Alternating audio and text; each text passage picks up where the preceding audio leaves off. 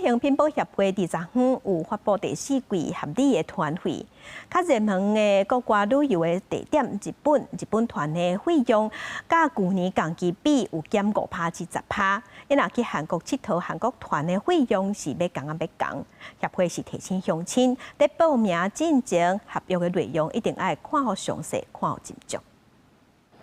出国旅游，台湾人上爱去倒一个国家呢？根据观光署统计，今年1到5月，出国有749万人次，日本是286万人次，第2个创新高。日本官方统计前3名入境旅客分别是韩国、中国甲台湾。台湾虽然保持第3，但过成长落在后边，热度有转好的现象。受7月5号地震的预言跟全球经济不稳定的消费紧缩。美国关税议题的不确定性，对经济心理的因素呢，造成了非常大的一个影响。出现了旅游业呢30年来呢首度出现了这个日本线暑假业绩疲弱。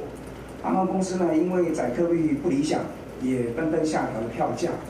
那让日本旅游业呢这个相关的产业呢直接呢就变成了产业品保协会预估，今年第4季的日本旅游团费，大部分地区比去年同期降5%到10%，而且团费高峰已经过。不过韩国旅游有关价值。受惠于台韩航班现在很充足，以及汇率上的优势，韩国赏枫旅游热度依然不减。行程的包装呢也很多样性，甚至呢也把国际观光旅馆呢也包含在国旅的行程内，来提高住宿的品质。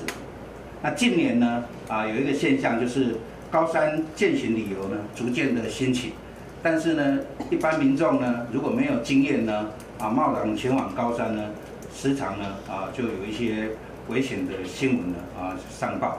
品保协会公布114年第4季的国内外旅游团费行情，协会提醒大家，在报名之前，合约内容甲安全保障一定要看清楚，安尼才能增加欢喜佮放心。记者综合报道。